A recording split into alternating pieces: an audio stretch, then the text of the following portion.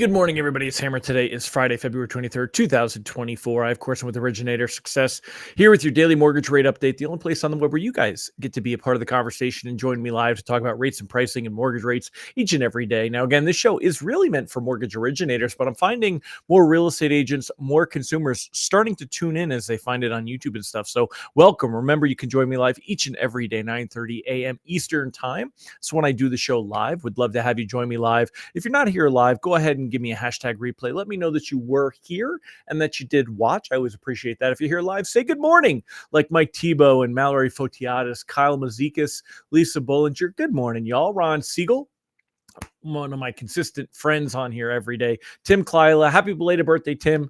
By the way, great to see you, my friend. Kenny Rivard, good morning. Great to have you here as well. All of you, don't forget, smash that like button, tag an LO friend, share this post in one of those Facebook groups like Mortgage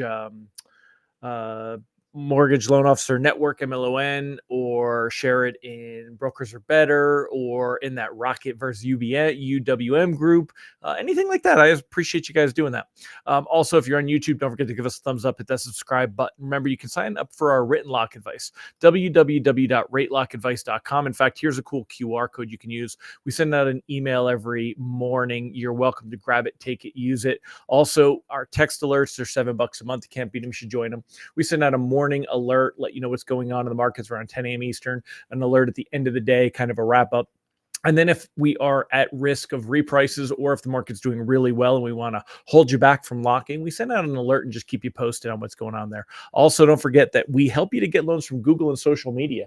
That's what my team does here at Originator Success. Check us out at originatorssuccess.com. Learn more about that. And if you'd like to get a text reminder when I go live every morning like today, go ahead and click that QR code or use that link that you got over there as well, my friends. So what else we got going on this morning? Again, let's say hi to the rest of our live folks. Who do we have here?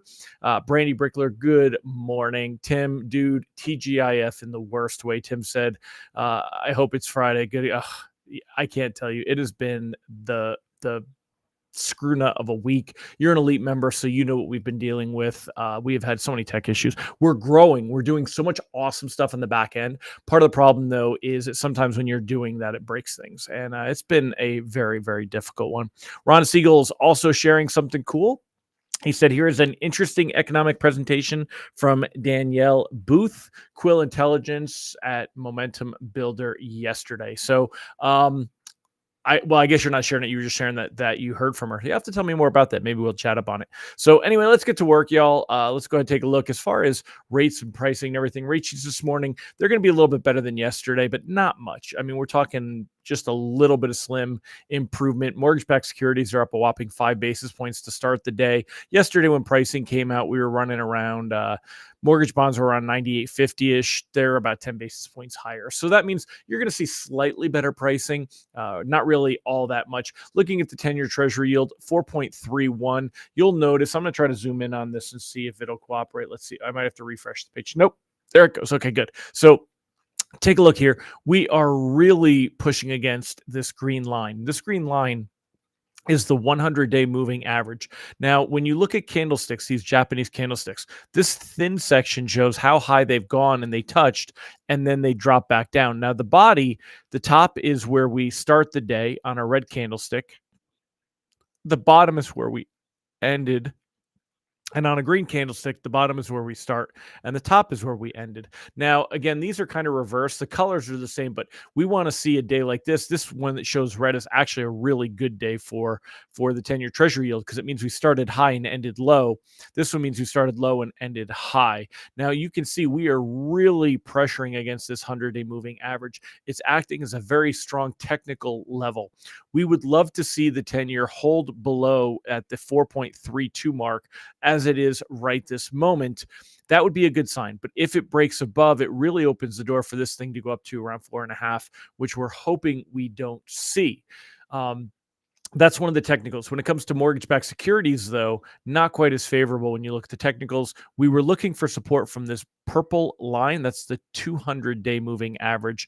That did not hold. You could see a couple of days ago, back on Wednesday, we went below that line. Now, with mortgage bonds, when they go down, that's bad. So the 10-year treasury yield, we want to see that go down, but mortgage bond prices, we want to see those go up. So we went down on Wednesday. We did improve a little bit on Thursday, yesterday, but that was from the really low levels. So we didn't end the day that much better than we did the day before. Today, we are again flirting with this level. Now, once we broke below it, it now can act as what we call a resistance level. So when the traders are looking at this, they're looking to say, how much is it going to be if we break above this? What's that going to be?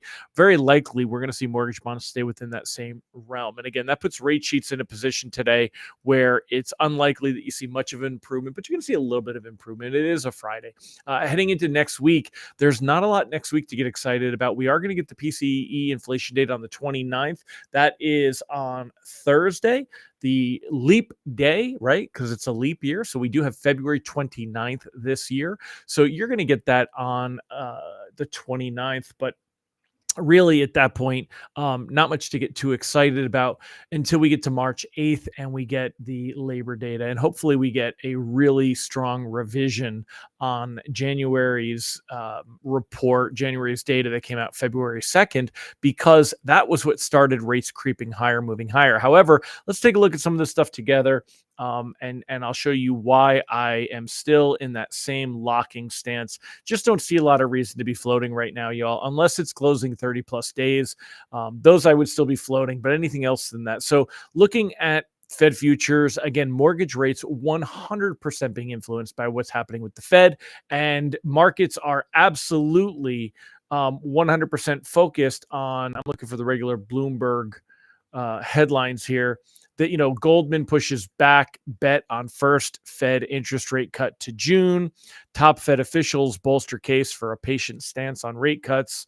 Summers warns markets may be underpricing the risk of disorder. Fed's Waller urges patience on rate cuts after jump in prices. So if we put aside the pictures for the lovely political stuff going on, this is really what needs to catch our attention. And this is the reality. Markets are coming to terms with the fact that the Fed is not in a position where they need to cut rates. Now, we could argue the Fed should be cutting rates sooner than market conditions kind of point to, because there's a lag. But the reality is, the Fed doesn't care if they push the economy down a little bit. They're not worried about driving us into a recession. I mean, all the different Fed members, the Fed officials have said it again and again and again and again.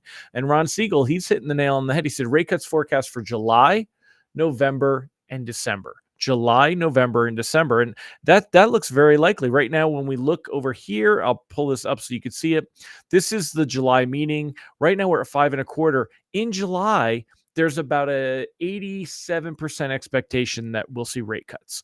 The highest level believe we'll see a single quarter point rate cut. Some of the others believe we will be at a half a point rate cut or have had a cut before July to bring us to that half point mark. And then there's some that are lower. When we go back to June and we look at the June numbers, right now there's only 60%.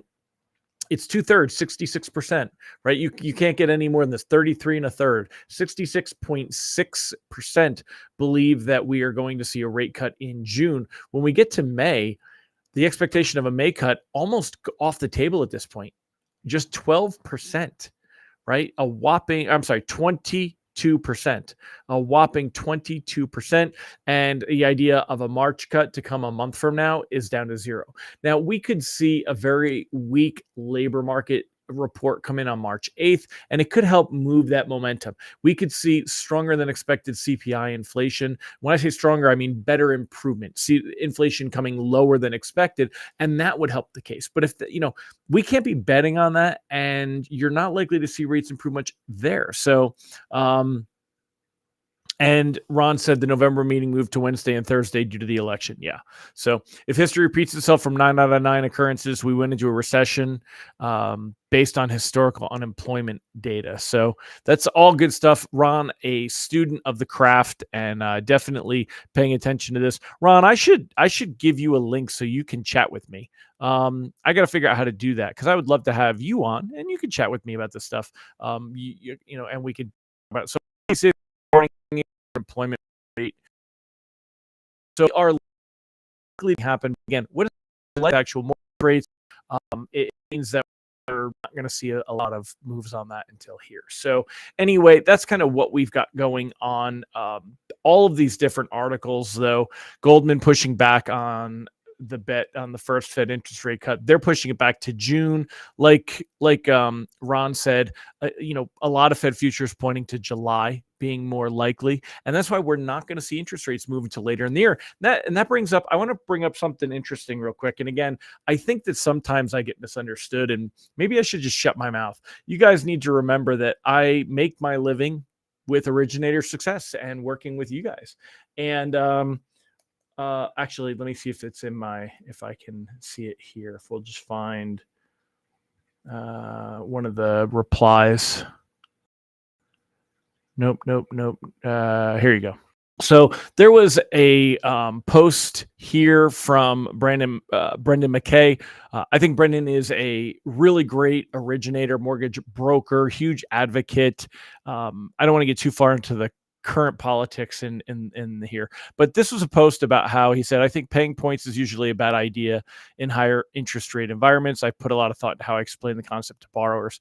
And I made a comment and I said, I normally agree. And I've shared this with you guys yesterday. I said, I normally agree. However, I think you have to look for opportunities to help clients put some skin in the game to avoid EPOs that are going to happen when rates fall later this year.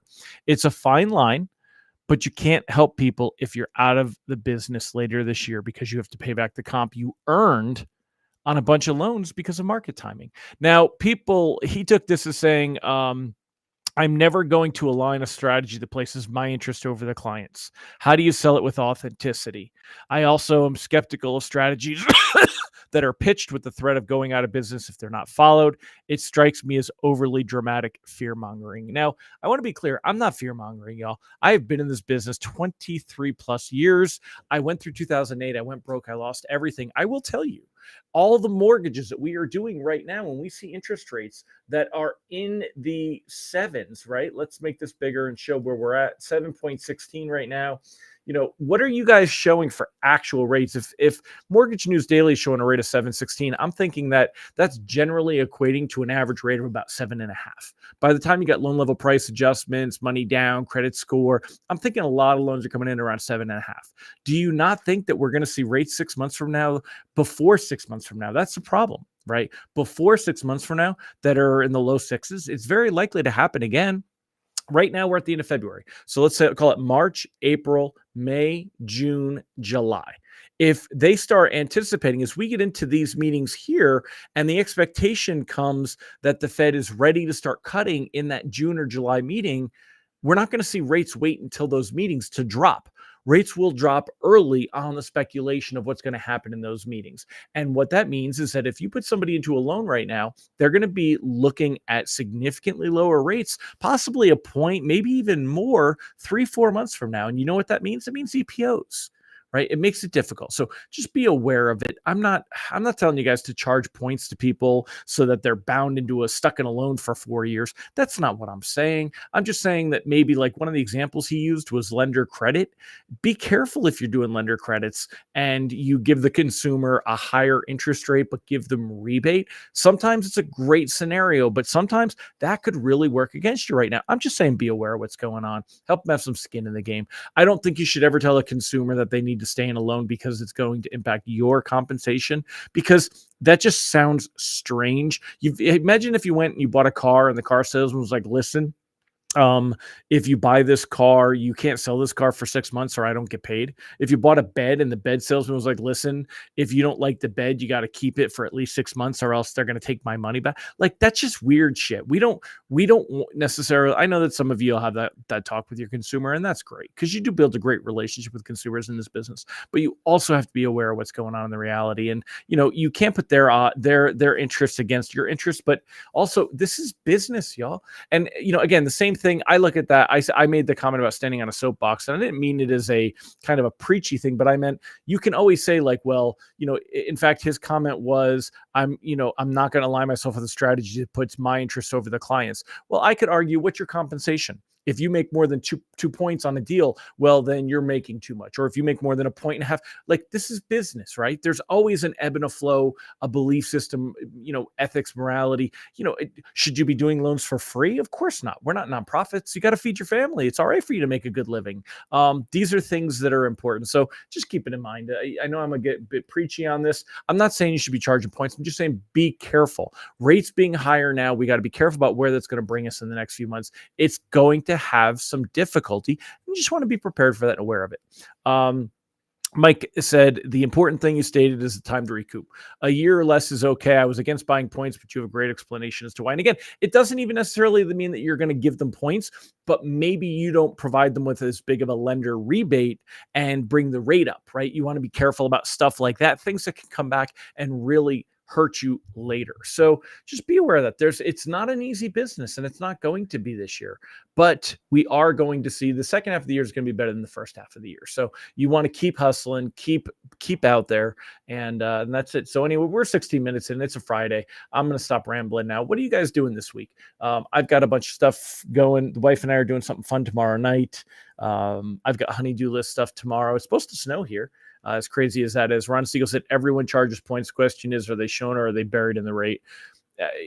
Again, it's a great way to look at it. And my point is, you need to do what's right by the consumer, but you also need to recognize that if you are losing $30,000-$40,000 in a few months, it's hard to stay in business, and you can't help anybody if you're not in business. I learned that in 2008 when I almost got blown out of the business.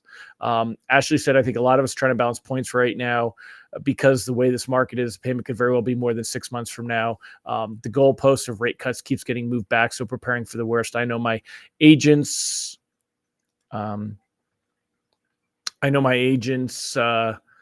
partners have, oh crap, I can't read it. Hold on a minute. I've been working on to buy down the rate a lot more lately, so it doesn't seem as much a hit when someone else is paying the bill. I've also never seen a big points person, but I have to adjust to the swings of the market. And again, I'm not necessarily advocating that everybody should pay points. What I'm saying is just be aware of where you are and that EPOs are going to be an issue later, and think about how you want to work that into your business.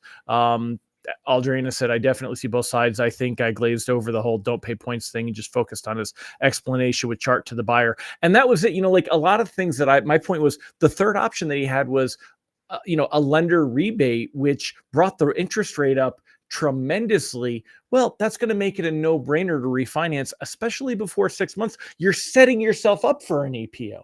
That's not what you want to be doing in this market. And you can say, oh, well, I want to do the best for the consumer. Okay, then do the loan for free. You want to be the best for the consumer? Do the loan for free. You go. Because the reality is you're in business and you've got a family to feed and take care of. And it's okay to make money. It's okay. So, exactly. Kim said, taking my team on a retreat this week to make plans for world domination. Awesome, Kim. Dominate the world. I hope you do a fantastic job with that. Again, and I think the world of Brendan. So I don't think he was happy with my answer, though. I noticed on social media, most people are not happy when other people don't agree with them. I tend to love disagreement.